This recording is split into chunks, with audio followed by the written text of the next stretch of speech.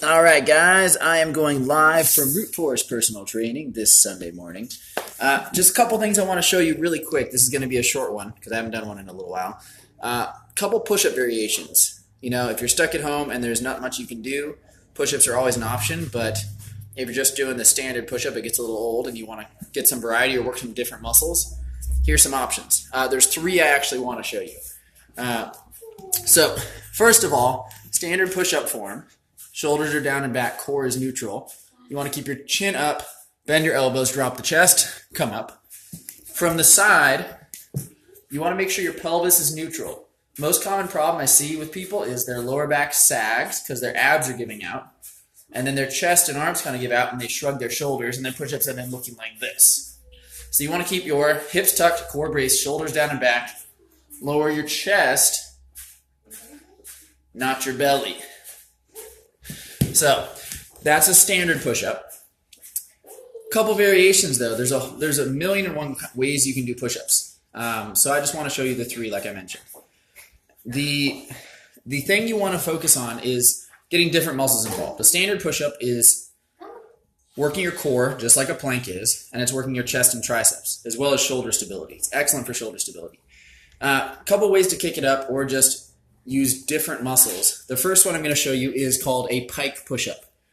Now, I tried to show this with my first live feed, and I had no sound, so hopefully you guys can hear me right now. Thank you, I try. Pike Push Up is a way to work way more deltoids, way more of your shoulders than a standard push-up. So this is something you can do if you want to get more shoulder work in, almost like an overhead press. And that's what you want to try and mimic, an overhead press being lifting the weight directly overhead. So we're going to get into a downward dog position. Try and get your ears between your elbows, your hips high, your head low, pushing your chest towards your knees, and pointing your gaze at your feet. Bend your elbows, lower the top of your head between your hands, and push back. Now, what you don't want to do here is go straight down vertically like this, because that is actually just an incline push-up. It's still using your chest. You want to actually push away from your hands so the force is going overhead, so you're going the same direction that your spine points, if that makes sense. And the way you think about doing that is when you go down, push your chest towards your feet, and think about pushing the floor up behind your head. So I'm going to do 10 of those. I'm going to go down, gaze at my feet, head comes down between my hands. I'm going to push my chest towards my knees. Push my chest towards my knees. And you'll see the direction of my press is the same direction as my spine. And that makes it just like an overhead press with a weight. So it's a very good way to work your deltoids, work your shoulders, if you've got nothing to lift overhead. Ways to make this more challenging are to elevate your feet. So if you've got something, I don't know if this chair is going to slide or not. Bear with me. But if you got something to put your feet on here, you do the same thing with feet elevated, and there's more weight. And then the hardest is, of course, to walk your feet up a wall, get your body vertical, and do push-ups in a handstand using the wall for balance. But you need a good amount of strength and confidence that you're not just going to fall on your head doing that. So, those are called Pike push-ups. Excellent for shoulder strength.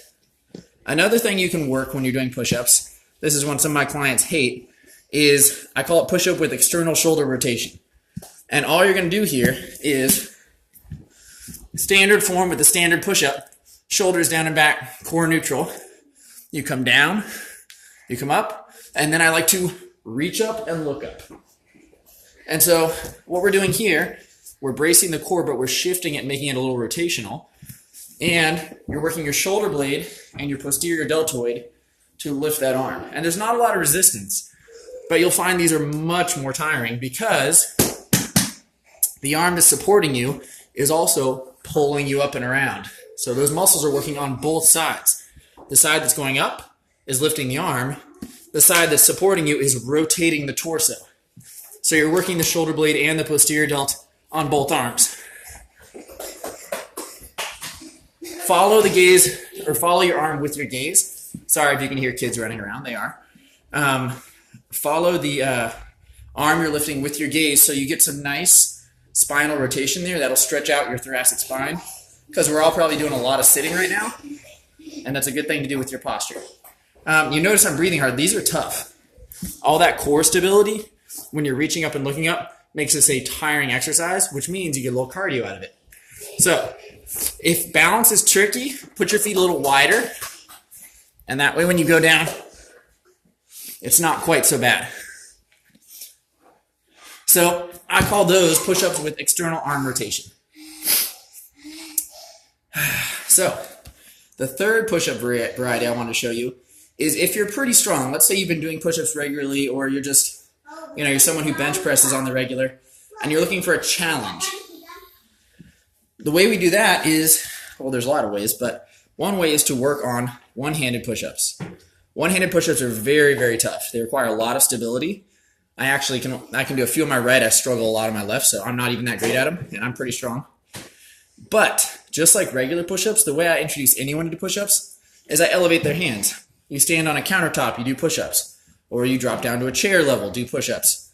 And that way you're still working. I prefer that to being on your knees because your body's still elongated. You still get a lot more core stability that way. You can do the same thing with a one-handed push-up. So, hopefully this chair doesn't collapse on me again. You can get up. I have my feet kind of wide for stability. Put one hand down and do push-ups there. And this is a way, if you want to really build strength, you're doubling the load. And what you need to do, like let's say you could drop down, you're pretty strong, you can do 30 push-ups in a row on the ground. You probably go start at countertop height, go to your kitchen, put one hand on the kitchen counter, put the other hand behind your back, try to stay as neutral as possible as you're going down without any kind of twisting or compensation or elbow flare, and press with that one hand. And I like to keep the reps here really low because I want the form to be strict. So I would say with these, do 3 to 5 reps, not like 10 or 20.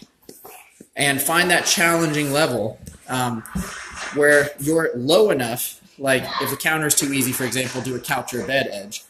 Find this position where you're low enough, where it's tough, but you can keep neutral, symmetrical posture doing that for 3 to 5 repetitions. And just do a couple of those, because consider that a heavy lifting exercise. You guys, I don't think anybody can hear me. Sorry, they're racing around. Give you a scope of some of the crazy action going on here. There's dogs, there's balls, there's children, but that's quarantine life, right? All right, so the 3 push-ups to go over, again, was the pike push-up, working our deltoids, getting more vertical, it's like a shoulder press. Push-up with external rotation, thanks, Max, where you're reaching up, looking up, getting the shoulder blade and the posterior deltoid going in. And then all right, you guys still there? I had some technical difficulties. All right, so basically to go over, the 3 push-ups were the pike push-up, getting vertical, push-up with the external rotation, where I'm reaching up and looking up in between each rep, and then the elevated one-hand push-up. So try some of those this week. See if you guys can build up some strength in those different planes of motion, and that way we're not just working our chest and shoulders and triceps when we're doing push-ups. We're getting a lot of other upper body musculature in.